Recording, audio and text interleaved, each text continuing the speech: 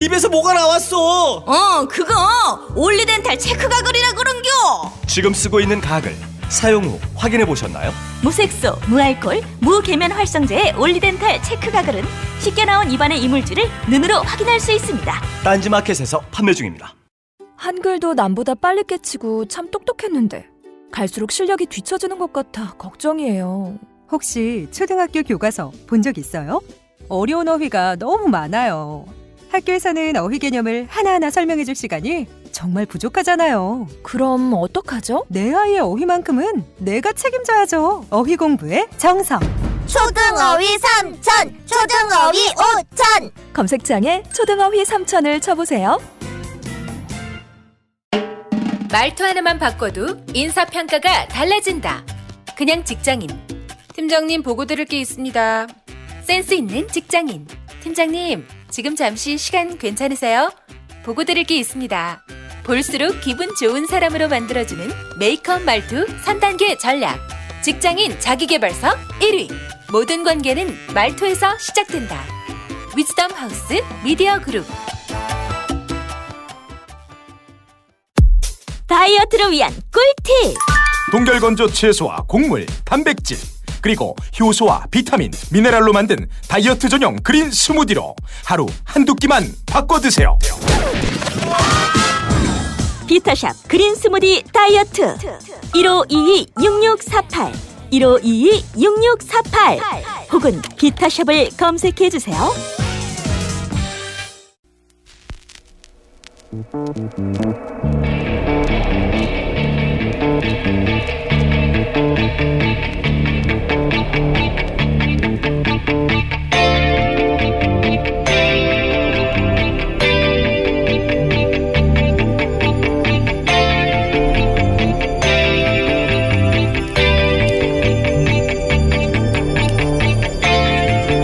안녕하세요, 김어준입니다.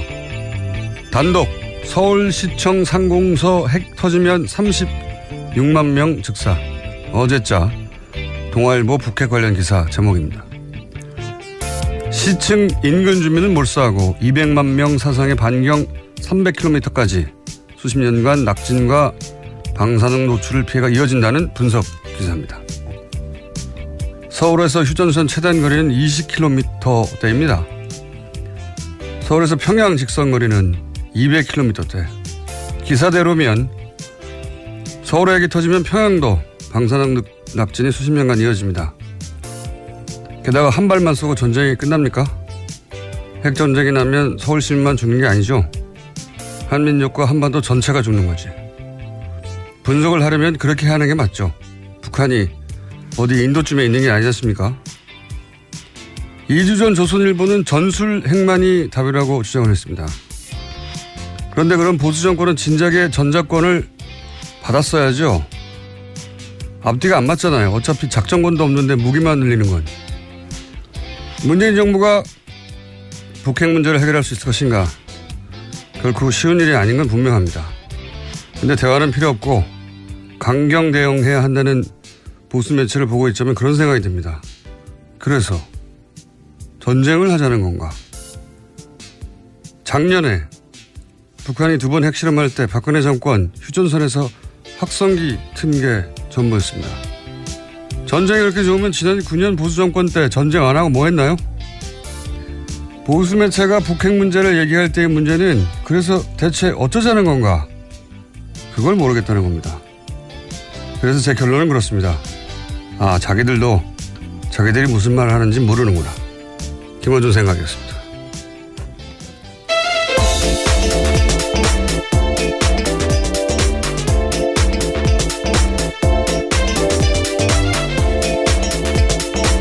시사인의 김은지입니다.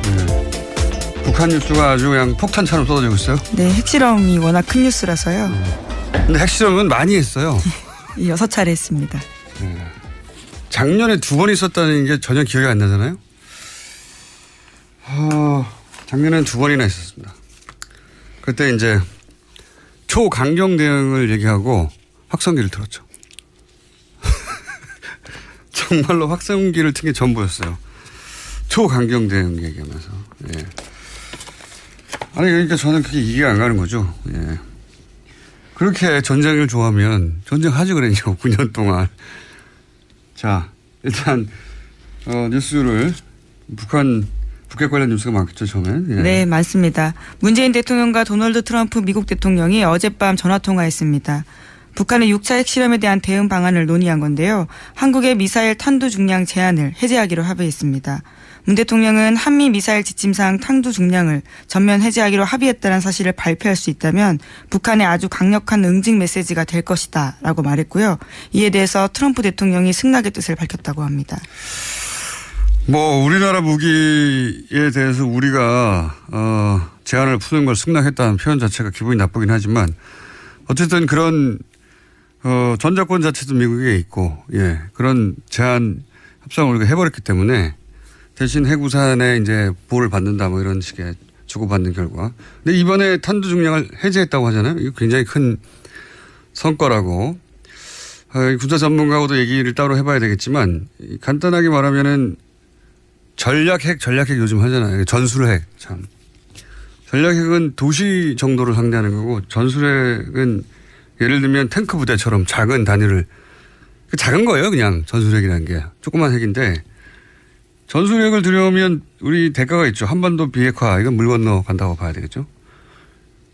그리고 일본도 얘기할 것이고 여기 이 동북아 지역에 이제 핵 도민 현상이 일어나겠죠. 네, 긴장이 훨씬 올라가게 되는 겁니다. 그런데 이제 이 탄도 중량 제한을 풀면 이게 그러니까 로켓 앞에 탄두를 이때까지는 몇백 킬로 이렇게 제한했단 말이죠. 네, 현재 500kg으로 제한돼 있었습니다. 그것도 간신히 몇 번 풀었는데 고폭탄이라는 게 있어요. 어마어마한 큰 폭탄.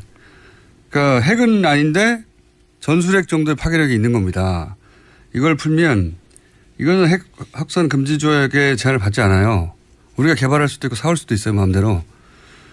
군사적인 측면에서 굉장히 큰 도약이죠. 네, 일종의 미사일 주권을 확보한다는 측면에서 의미가 있다는 평가받고 있습니다. 이게 원래 무거우면 멀리 못 나가잖아요.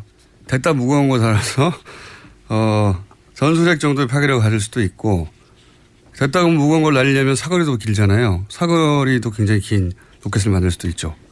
예, 하여튼 보수 정권이 했었어야 할 일인데 이제서 하는 겁니다. 스피커만 틀다가 확성기만. 그런 의미가 있고요. 이거는 저는 그냥 아주 얄팍하게 하는데 군사 전문가하고 얘기를 한번 해서 의미를 짚어주도록 하겠고. 자, 그 외의 뉴스들은 어떤 게 있습니까? 네, 연속해서 문재인 대통령이 다른 나라 정상들과도 통화를 했는데요. 어제 블라디미르 푸틴 러시아 대통령과도 이어서 통화했습니다. 문 대통령은 대북 원유 공급 중단과 북한 해외 노동자 수입 금지 등 북한의 외화 수입원을 근본적으로 차단할 수 있는 방안을 유엔 안전보장이사회에서 진지하게 검토해야 한다라고 강조했다고 하는데요. 그러나 푸틴 대통령 같은 경우에는 북한의 6차 핵실험에 대해서는 규탄하면서도 북핵 문제의 외교적 방식 해결을 강조했다라고 합니다. 해야죠, 이런 통화. 자, 다음은요. 네, 또 우리군 같은 경우에는요, 어제 합동 무력 시위를 펼쳤습니다. 북한의 핵실험장을 가상의 목표로 삼고 미사일로 타격하는 내용이었습니다. 육군과 공군의 미사일 실사격 훈련은 북한 풍계리 핵실험장까지의 거리를 고려해서 실시됐다고 합니다. 그렇군요. 이것도 의욕 시위 해야죠. 다음은요. 네, 유엔 안전보장이사회 회의도 긴급하게 소집됐습니다. 북한을 규탄하는 별도의 의장 성명이나 언론 성명을 채택하진 않았는데요. 예, 괜찮으신가요? 죄송합니다. 네, 안보리 이사국 대사들은 한 목소리로 북한의 김정은 정권의 무모한 도발이 가하는 위협을 우려했습니다. 중국과 러시아도 비난 대열엔 동참했는데요. 하지만 대북 해법에 있어서는 엇갈렸습니다. 미국을 중심으로 한 한국과 일본, 영국, 프랑스 등은 초강력 제재를 해야 된다고 주장했지만요. 중국과 러시아는 대화론을 앞세웠습니다. 이것도 그랬겠죠. 예. 어차피 견해는 갈리고 의장 성명, 언론 성명 이런 채택될 리가 없고 지금은. 예, 우선 미국 입장에서는 이번 주 안에 초안을 만들고 다음 주 월요일에 표결을 목표로 하고 있다라고 밝히고 있습니다. 예. 그리고 이제 또 다른 더 강도 높은 제재. 북한과 교역하는 모든 국가와 단절하겠다. 예, 거래를 중단하겠다라는 방안을 검토하는 중이라고 트럼프 대통령이 밝힌 바 있습니다. 예, 그것도 트위터도 했는데 이건 말도 안 되는 거죠. 당장 미국에서 말도 안 된다. 그거는 북한이 아니라 미국이 망한다고. 예. 네, 제임스. 왜냐하면 예를 들어서 중국이 북한과 가장 큰 교육국가인데 중국과 모든 교육을 끊으면 미국이 망해요, 지금은. 예, 사실상 중국을 겨냥한 조치라는 해석이 나오는데요. 북한의 대무역의 90%가 중국과 이루어지기 때문입니다. 네, 어쨌든 뭐 실현 가능성 없는 뻥을 너무 많이 치고 있습니다. 트럼프 대통령이 블러핑이라고 하죠. 자, 하여튼 그런 얘기도 나오자 뭐 미국 언론들도 쏟아졌어요. 트럼프 대통령이 말이 안 된다는 기사가. 예, 그 전날 한국에 대해서 비판한 트위트. 무슨 상대 국가에 대해서 트윗으로 대통령이 비난을 한다니 그것도 한 줄로. 이게 말이 안 되는 건데 그 기사가 쏟아졌어요. 왜 한국 비난하느냐. 뉴욕타임즈도 그러고 월스트리트저널도 왜 한국과 싸우냐. 그러면서 이제 월스트리트저널은 경제지니까 안보 문제, 외교 문제하고 통상 문제 FTA죠. 그거 왜 섞냐. 그래서 스스로 자신의 코너로 몰아가고 있다. 뭐 워싱턴 포스트 보수지인데 왜 한국 비난하냐. 그러면서 FTA 폐기를 동시에 거론해서 김정은에게 선물을 안겨줬다. 김정은에게 유리한 국면을 만들어줬다는 거죠. 민주당 간사나 뭐 공화당 상원의원들도 왜 지금 분열하는 모습을 동맹과 그런 이야기. 한미 FTA 폐기하면 동맹 복구 안 된다. 이건 공화당에서 하는 얘기예요. 우리가 하는 얘기가 아니라. 그러니까 정작 미국 주류 언론들이랑 주류 정치인들이 왜 한국한테 뭐라고 하냐 하는데 보수 매체에서는 문재인 정부의 대북 정책이 유화적이라고. 예, 네, 그와 관련해서 어제 뉴욕타임스 기사 소개드린 바가 있는데요. 그러한 지적조차 사실이 아니다라는 것을 뉴욕타임스가 지적한 바가 있습니다. 아니 그러니까 이게 말이 안 되는 거죠. 미국 대통령이 뭐라고 하는데 우리가 미국 대통령 편을 들고 미국 언론들은 미국 대통령이 말이 안 되는 소리를 한다고 하고 거꾸로 돼야 되는 거 아닙니까? 거꾸로. 지금 전쟁하자고 하는 건데. 예. 그러니까 이건 이제 우리 보수 매체는 진보는 종북이다. 종북이고 북한을 약하게 상대한다. 이 이미지를 계속 신나서 그런 프레임을 유포할 적기라고 보는 거죠. 신나하고 있어요. 예. 그러면서 전쟁 날 것처럼 오늘자 조선일보는 트럼프가 이제 군 수뇌부를 다 불러서 사실상 군사 옵션 회의를 하고 있다. 이게 오늘자 조선일보 기사던데 군사적 대응이 임박했다 뭐 이런 뉘앙스죠. 그런데 그게 CNN에서는 바로 또 사실상 군사적 옵션은 없다. 그러면서 미국의 군사 전문가들이 나와서 지금 그렇다면 미국이 뭐 전력을 준비하고 있냐? 아니 그런 거 없다. 전혀 안 움직이고 있고. 그리고 선제 타격 얘기하는데 그거는 예방 전쟁이 아니고 핵전쟁 나는 거다. 그냥 이거 우리 언론이 해야 될 분석인데 거꾸로 하고 있어요. 계속. 예. 미국이 어떤 제스처를 취하면 이건 의미가 이렇고 실제로 군사적 옵션 전쟁은 안 나고 이런 분석을 우리가 하고 미국은 이제 뻥튀기를 해야 되는 건데 우리가 뻥튀기를 하고 그대로 막 미국 언론들은 그게 안 된다고 바로잡고 있습니다. 진보는 종북이라는 프레임을 오랫동안 써왔는데 또 하는 거죠. 그러면서 우리나라 대통령이 미국 대통령 말을 안 들어가지고 이제 큰일 났다. 이렇게 보도하는 게 지금 보수 매체입니다. 바보 아니면 나쁜 사람들이죠. 자, 또 있습니까? 이 와중에 좀 눈에 띄는 보도가 있는데요. 지난 5월 달에 노르웨이 오슬로에서 열린 북미 비공개 접촉이 있었다라는 중앙일보 보도입니다. 북한이 대북 적대시 정책을 포기하면 핵실험을 중단할 수 있다라는 입장을 전달했다라는 건데요. 정부 고위 당국자의 발언을 인용한 기사입니다. 이 당국자에 따르면 지난 5월 8일에 이틀간 오슬로에서 북미 간의 1.5트랙 그러니까 방관 반민대회가 있었는데 여기에 참석한 최선희 북한 외무성 미국 국장이 별도의 비공개 미팅에서 자신들의 입장을 설명했다고 합니다. 그 내용에 대해서는요. 미국의 대북 적대시 정책 철회, 대북 제재 해제, 북미 간 평화협정 체결 등을 요구했다라는 겁니다. 이게 핵심이죠. 평화협정 체결. 지금은 6.25 때 정전협정을 했거든요. 전쟁이 끝난 게 아니고 기술적으로는 계속 이어지고 있는데 잠시 쉬는 거죠. 근데 무슨 70년간 이어지는 정전이 어디 있습니까? 평화협정 체결을 해야 하는데 이제 북한은 자기들하고 상대할 수준을 넘어서는 어마어마한 크기의 미국에 대해서 이제 거꾸로 생각해 보세요. 미국이 우리한테 핵무기를 겨누고 있다. 무섭잖아요. 기본적으로 그런 공포감이 북한한테 실제로 있고 그래서 이제 전쟁이 끝났다는 평화협정 체결을 하자는 게 요구사항이죠. 오랫동안, 아주 오랫동안. 그러면은 이제 핵실험 안 하겠다고. 핵실험과 미사일 발사 시험 중단하겠다는 뜻을 밝혔다라고 하는데요. 또 이 회의 마치고 돌아가는 길에도 중국 베이징에서 트럼프 정권과 여건이 되면 대화할 것이다라는 말도 남겼다고 합니다. 북한이 대화 제안을 한 거예요. 예. 그리고 트럼프 정부에서도 대화를 곧 있을 것만 같다라는 식의 트럼프 대통령 발언도 몇 번 있었죠.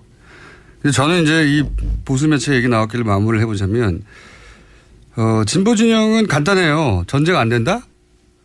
대화로 해야 된다. 문재인 정부는 그 대화는 힘을 바탕으로 해야 한다. 간단합니다. 로직이. 이거예요. 그 해법이 굉장히 어려울 수 있죠. 예, 어려울 수 있는데 그래서 동의하지 않을 수도 있습니다.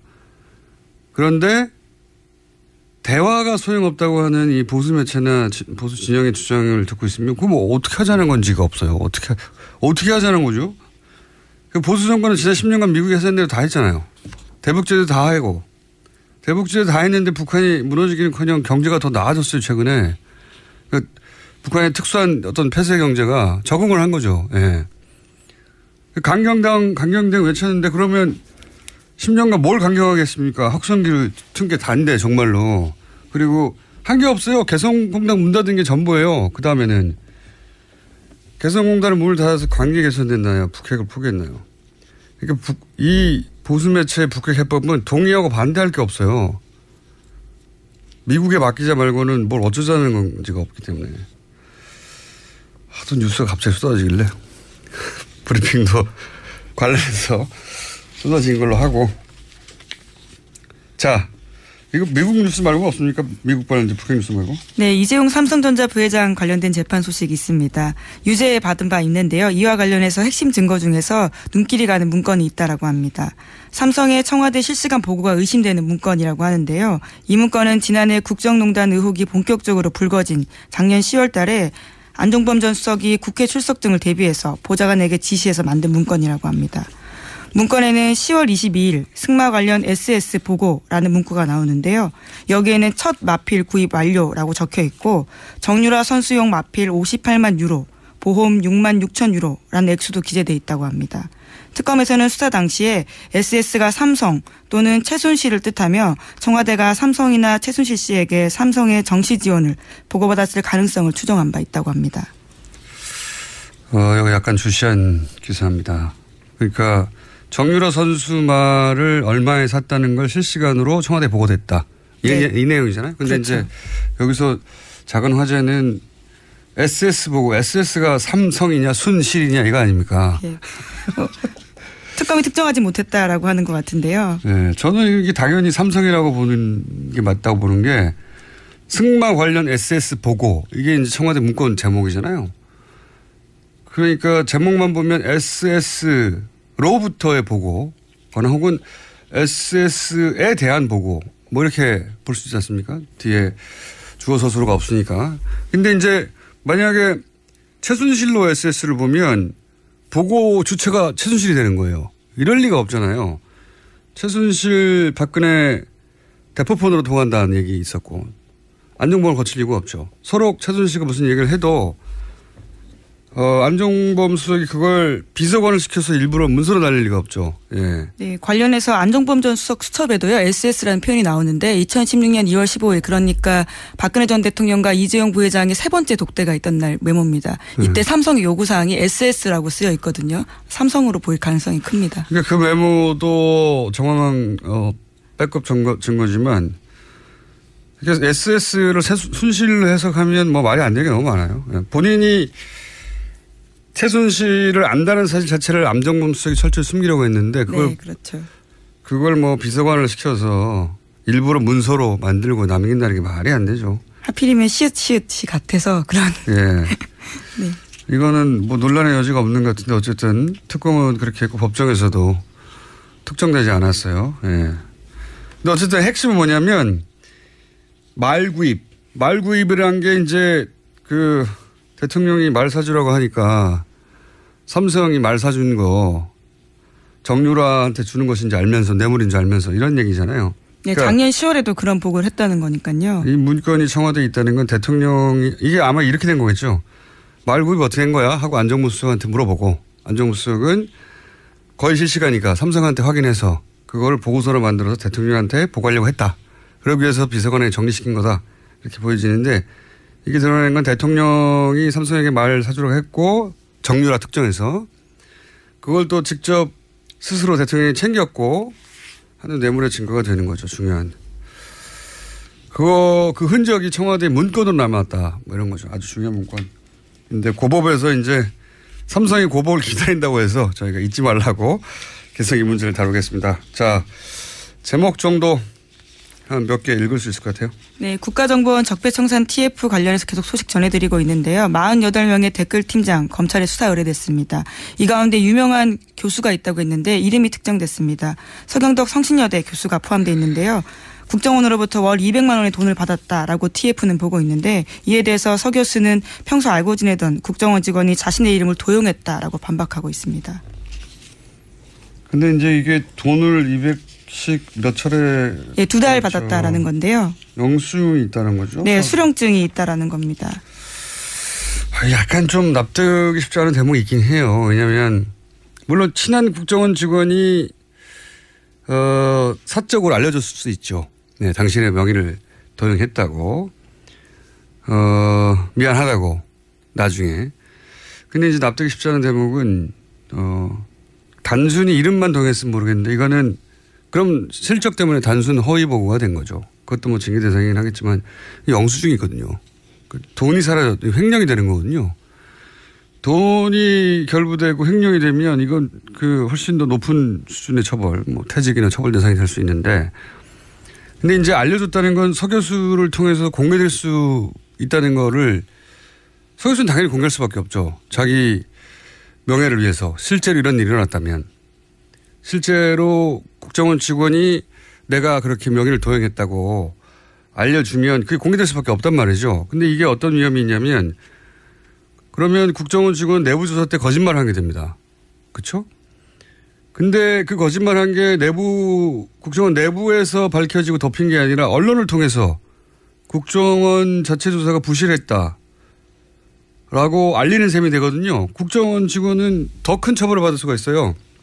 거짓말도 했고 그걸 밖에다 드러냄으로 해서 또다시 국정원이 피해를 입게 만드는, 사적으로 미안했을 수는 있는데 자기가 이중의 처벌을 초래하는 방식으로 이걸 했다는 게 전 납득이 잘 안 가는 게, 바로 잡을 시간은 충분했거든요. 그 안에서 내가 이렇게 했고 저렇게 했고, 뭐 어차피 검찰 조사가 있을 예정이니까 누군가는 손을 들고 내가 돈을 먹었다고 해야 되거나 내가 사인을 대신했다고 해야 나와야 되잖아요. 그 과정에서 이제 억울함이 있다면 밝혀지겠고, 예, 아니라면 수사가 이루어지겠죠. 어쨌든 좀 이상한 사건이긴 합니다. 예. 여기까지 해야 되겠네요. 저희 PD가 그만 끝내라고. 오늘 지금 컨디션이 좀 좋은데 제가 막 말 잘 나오는데, 예. 이럴 땐 브리핑 길게 해야 되거든요. 여기까지 해야 되겠습니다. 네. 시사인의 김은지였습니다. 감사합니다. 모닝똥? 제겐 사치였죠. 내가 토끼인지 토끼똥이 나인지, 내가 변을 본 것인지 변을 당한 것인지, 나는 바나나이고 싶다. 간혹 구렁이이고도 싶다. 미궁 대장사랑! 빅똥의 추억 미궁 대장사랑이 찾아드립니다. 혈중 콜레스테롤 개선과 배변 활동에 도움을 주는 건강기능식품입니다. 검색창에 미궁 대장사랑. 미궁 장사랑 이름 바꿨어요. 프로바이오틱스 12종 추가. 미궁 대장사랑. 골반 잡자 바로 잡자 바디로직, 허리 통증 바로 잡자 바디로직, 몸매 교정 바로 잡자 바디로직, 자세가 좋아지는 골반 교정 타이즈 바디로직. 검색창에 골반 교정 바디로직. 삐딱한 남성 골반 허리에도 역시 바디로직입니다. 바디로직의 효과를 못 느끼셨다면 100% 환불해드립니다. 자세한 환불 조건은 홈페이지를 참조하세요.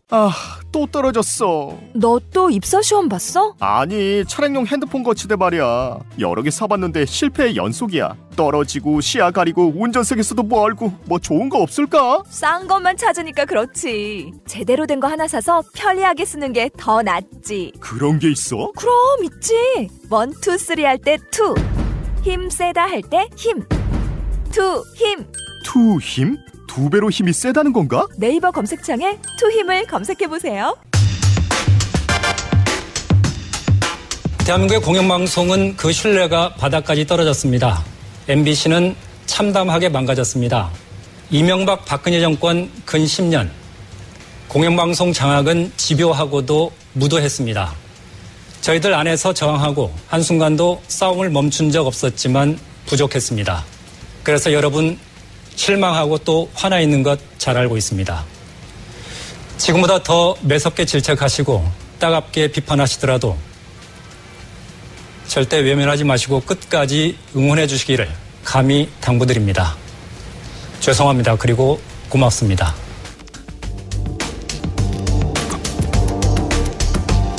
방금 들으신 내용은 9월 1일 전주 MBC의 뉴스 오프닝이었습니다.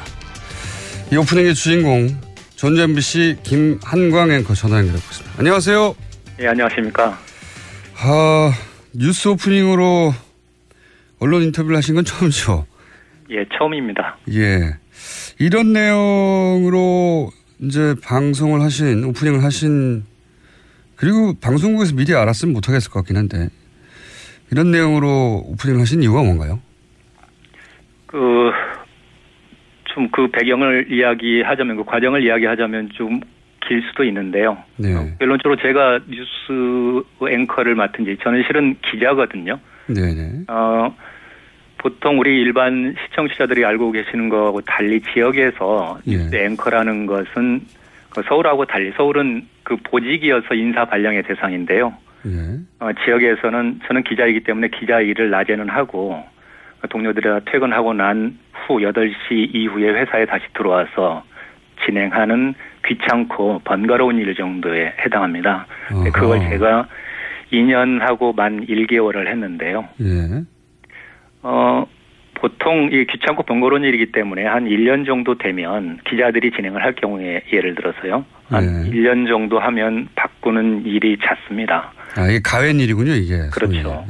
그래서 저도 한 1년 하고 바꾸기를 바랐고요. 왜냐하면 이 일을 하다 보니까 제 스스로가 좀 고립되는 것 같고 어떤 뭐 인간관계에서도 그렇고요. 취재원들과의 관계에서도 그렇고 그 시간대가 잠자기도 그렇고 저녁 먹기도 그렇고 굉장히 애매모호한 시간이어서 그렇게 됐었는데 그래서 1년 정도 지나서 저도 바꿔주기를 바랐었는데 이게 앵커가 그러면 잠깐만 정리해보자면 앵커가 고위직이나 뭐 권한이 있거나 보직이 있거나 예우가 있거나 그게 아니라 퇴근하고 나서 하게 되는 지방방송사에서는 가외일에 해당되는 겁니까? 그렇습니다.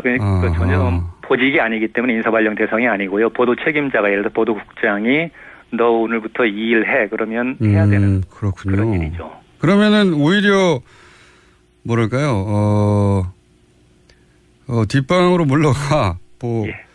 혹은 뭐 취재 일선에서 물러가 이런 이야기입니까? 보통은? 저 같은 경우는 그랬습니다. 왜냐하면 제가 언론노조 MBC 본부에서 수석 부위원장으로 파견 근무를 하고 2년 한 3개월 됐었거든요. 그 일 끝나고 지역에 내려오자마자 10일 만에 이 일을 시켰거든요. 노조 지부장을 끝내자마자. 그리고 다른 일을 주지 않고 오로지 이것만 맡겼기 때문에 처음에는. 그렇군요. 그래서 취재 현장을 나갈 수는 없었고 오로지 이 일만 하는데 그러다 보니까 취재원과의 관계도 맺기가 확장하기가 어려운 상황이었었고 그래서 이 일에 대한 어떤 부담을 좀 많이 가지고 있었던 건 사실이죠. 승진도 역전이 됐겠군요. 당연히 그러면.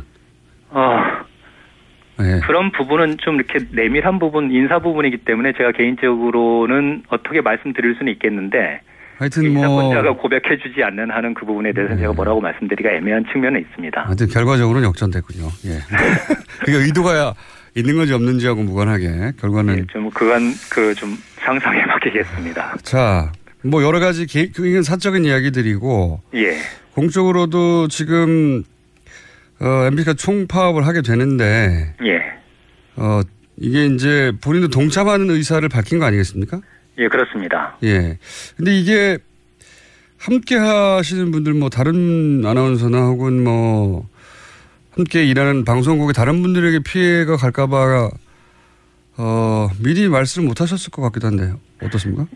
그게 저는 제가 마지막까지 주저했었던 그 지점이거든요. 그래서 조금 저 직전에 제가 말을 하다가 좀 약간 끊긴 부분이 있는데, 그래서 일단은 제가 8월 초에 여름 휴가를 다녀왔습니다. 여름 휴가를 다녀왔는데 갔다 오니까 제가 2년 넘게 이야기했었던 그 부분을 국장이 저한테 이야기를 하더라고요. 이번 가을 개편 때 바꾸자. 저는 정말 속으로 후련했었거든요. 그 시점에서만 하더라도 MBC 문제가 연일 현안이 되고는 있었는데 파업 시점을 언제로 잡을지에 대한 것들은 결정되지 않은 그런 시점이었습니다. 저도 굉장히 부담스러운 상황이기도 했었고요. 그래서 9월 달부터는 제가 안 하는 것으로 이제 이야기는 돼 있었는데, 공교롭게도 파업 시점하고 그 시점이 딱 정확하게 맞물렸습니다. 이제 그때부터 그러면은 이걸 어떻게 마무리해야 되지 하는 작은 저 혼자만의 생각은 좀 있었는데, 이걸 뭐 실행에 옮기는 문제하고는 또 전혀 다른 결이 있었거든요. 근데 어느 후배 하나가 지나가면서 정말 장난스럽게 선배 멋있는 클로징 한번 해보세요 그러더라고요. 그래서 이제 그렇게 생각하는 사람들이 좀 있겠구나 생각을 했는데, 실제 이게 지난주 들어와가지고 파업하고 제가 이제 마지막으로 뉴스를 진행하는 날이 다가올수록 딱 두 가지 지점이 접혔습니다. 만약 이걸 하게 됐을 경우. 왜냐하면 정말 파업이란 게 모든 걸 걸고 하기 때문에 직장인들에게 특히 민감하고 굉장히 중요한 국면이거든요. 이렇게 했을 때 제가 클로징을 하든 오프닝을 하든 이게 파업 국면에도 어떤 형태로든 영향을 미칠 수 있겠다. 만약 이게 돌발적으로 비춰진다거나 경솔하게 비춰진다면 전혀 도움이 되지 않을 것이고요. 또 한 가지는 방금 말씀하셨던 것처럼 이게 회사에서는 징계 사유라고 판단할 수도 있습니다. 그 편집권에 대한 그런 부분이기 때문에. 그래서 징계를 요청한다고 그런다면 어떻게 할 것인가, 그 결과에 대해서. 그러면 저 혼자 책임을 지는 거는 괜찮지만 저하고 같이 진행하는 여자 아나운서, 그리고 카메라 감독, 그 기술 스태프들, 뉴스 PD들, 이런 사람들은 일부 이분들 중에는 비정규직도 있고 연결고리가 약한 분들이 있거든요. 근데 회사가 정말 징계를 시도해서 그들을 압박한다면 그런 거에 대한 부담은 좀 있었죠. 오랜 고민 끝에, 그런데 결국은 이제 그렇게 오프닝을 하셨는데, 그렇게 할 수밖에 없었던, 이게 물론 아마도 직전에 얘기는 하셨겠죠. 뭐 동료나, 그죠? 뉴스 시작 직전에. 직전에 이야기를 했었죠. 제가 뉴스룸을 보통 들어가면 서울 MBC 뉴스가 이제 시작되는 게 8시 정확하게 시작하지 않습니까? 그러면 제가 그 주변 시간 정도에 내려가거든요. 미리 가서 준비를 해야 하기 때문에. 그래서 그때까지도 실은 확신이 없었습니다. 그 뉴스룸에 들어갔을 때까지도 확신이 없어서 혼자 먼저 제가 앉았는데 2, 3분 후에 목소윤 아나운서라고 저와 같이 진행하는 여자 아나운서가 들어왔길래 그때 해야겠다 생각이 번쩍 들었습니다, 정말로. 그래서 알겠습니다. 제가 목소윤 아나운서한테 한마디 했죠. 이게 내가 한 1분 정도가 될 수도 있긴 한데 1분 정도 나 혼자 내가 멘트를 하고 있으면 혹시 목 아나운서 표정 관리가 가능하겠나. 왜냐하면 제가 경험해 보니까 앵커 멘트를 할 때 한 5초 정도 상대가 이야기하고 있을 때 이 시선 처리가 정말 쉽지가 않더라고요. 알겠습니다. 그것을 한 1분 정도를 한다고 그런다면 정말 힘들 것 같아서 그렇게 이야기를 했을 때. 알겠습니다. 저희가 준비된 시간이 길지 않아서 그 오랜 고심 끝에 하셨고 마지막으로 한 가지만 더 여쭤보겠습니다. 그렇게 이제 주변에 대한 피해도 고민을 했고 하셨는데 결국은 이렇게 발언을 하신 결정적인 이유가 뭡니까? 일단 제가 조합원이기 때문에 파업에 동참해야 하는 상황이었었고요. 그다음에 이 파업으로 인해서 그렇지 않아도 MBC 뉴스가 망가져 있었고 신뢰를 잃은 상황이었는데 그것마저 또 파행이 되는 그 파업 국면으로 들어가기 때문에 기본적으로 이것은 시청자들한테 양해를 구해야 할 상황이었다고 생각을 했고. 왜 이런 일이 벌어졌는지도 설명하고 양해를 구해야 되는 상황이다. 그렇죠. 그런 부분에서 일단 기본적으로 우리가 그동안의 역할을 다 해오지 못했으니까 그럼에도 불구하고 이런 고민을 다시 들어가게 된 부분에 대해서는 분명히 말씀을 드리고 또 용서를 구하는 게 맞다고 생각을 했습니다. 그래서 그렇게 한 것이죠. 그리고 이제 이런 생각도 있으셨겠죠. 이제 MBC 기자들은 그 과거 굉장히 자부심이 강한 유난히 강한 어떤 집단이었는데 그 자부심이 다 최근 한 12년간 무너졌지 않습니까? 그래서 뭐 후배들에게 떳떳하고 싶다 이런 생각도 하셨을 것도 같고. 그런 측면이 제일 강했죠. 파업에 들어가는 실질적인 이유 중에 한 가지가 저는 기자가 25년을 제가 지금 기자를 하고 있는데요. 뭐 일부에서는 기자가 권력화돼 있다 내지는 특권이다 이렇게 이야기하시는 분도 있지만 결코 저는 동의하지 않고 기자는 자부심이고 자존심이라고 생각합니다. 그리고 또 그런 측면에서 본다 그러면 근데 최근에 상황이 보면 MBC 기자 같은 경우는 뭐 기레기, 기자 쓰레기라는 표현까지 들을 정도로 참담한 지경까지 와 있잖아요. 근데 저도 앞으로 7, 8년 그 정도밖에 직장 생활을 할 수 없게 되는데 이 상태로 지낸 것이 정말 제 스스로도 견딜 수 없는 상황이었고요. 또 항상 후배들한테 기자 본분에 충실하라고 이야기하는데 그런 상황들을 바꿔놔주는 것도 선배로서의 어떤 도리이자 의무라고 좀 생각을 했었어요. 그런 측면이 있었기 때문에 이런 것을 하게 된 어떤 배경의 하나이기도 합니다. 알겠습니다. 오늘 말씀 감사합니다. 예, 감사합니다. 전주 MBC 김환강 기자였습니다. 이어서 정치권 입장 들어보겠습니다. MBC 대표하는 앵커 출신입니다. 과학기술정보방송통신이 이름이 굉장히 길어졌네요. 간사를 맡고 계신 신경민 의원 전화 연결됐습니다. 안녕하십니까? 네, 안녕하십니까. 오랜만입니다. 예, 방금 이제 후배 인터뷰도 간단하게 들으셨는데, 네네. 지난 10년간 일단 이제 앵커 경험이 있고 MBC 출신으로서 10년간 MBC의 뭐랄까요 파국에 가까운 쇠락 네. 어떻게 보셨습니까? 너무 길었죠. 예. 일단 후배들이 지금 하고 있는 건데 저는 퇴직을 할 수밖에 없는 상황이었죠. 네. 이렇게 길어질 줄은 사실 몰랐습니다. 이 10년의 난장판, 이 정글, 야만 상태인데 늑대품들의 방치가 돼 있었다. 그리고 후배들 중에는 정신과 치료를 받아야 할 정도로 학대를 받은 사람들이 많았고요. 이번 파업은 필수 요원, 이 파업에도 금도가 있었어요. 네. 현성이나 기술 요원들은 빠졌습니다. 네. 노조에서도 예외를 인정했는데 지금은 필수 요원들도 파업을 할 만큼 계약직도 파업을 할 만큼 절박하게 된 거고요. 부역자에 속하는 가해자들을 생각을 하면 이 사람들은 헌법을 유린했고요. 인간성을 침해했고요. 국가를 망신시키고 언론을 사유화한 악질적인 범죄자들이라고 생각합니다. 알겠습니다. 아주 뭐 공적인 차원에서의 문제 지적도 있고 본인 출신의 공영방송이 이제 무너지는 걸 보신 사적인 비통함도 있는 것 같은데 지금 자유한국당은 MBC 김장겸 사장 체포영장 발부에도 항의하고 있고 또 MBC에 대한 방통위 감사도 항의하고 있고 이런 상황 아닙니까? 이게 아직 방통위 감사는 들어간 건 아니고요. 네, 그렇지만 이제 항의 방문은 했다고 제가 들었는데 방통위에 다 하고 있죠. 예. 못하게 막는 차원 아닌가 싶은데요. 네네. 이게 법적 근거가 방통위 감사가 있는 겁니까? 그 방통위 경우에는 좀 법적으로 복잡한데요. 네. KBS 경우도 또 MBC 경우도 같은 방송이긴 하지만 법적 지위가 달라서 지금 법적 검토를 하고 있는 상황이고요. 지금 우리들이 내부적으로, 정당이 내부적으로 법적 검토를 한 바에 따르면, 방통위가 그 사이에는 지난 10년 동안은 언론사 내부의 일이고 노사관계라고 그러면서 아무 일을 안 했거든요. 근데 이렇게 공영방송 2개가 다 전면적으로 정지된 상황에서 방통위가 손을 놓고 있다는 건 사실 말이 되지 않고요. 상식에도 부합하지 않습니다. 충분히 방통위가 그게 감사가 됐건 검사가 됐건 개입할 수 있는 근거는 충분히 있고요. 넘치고 넘친다고 볼 수 있습니다.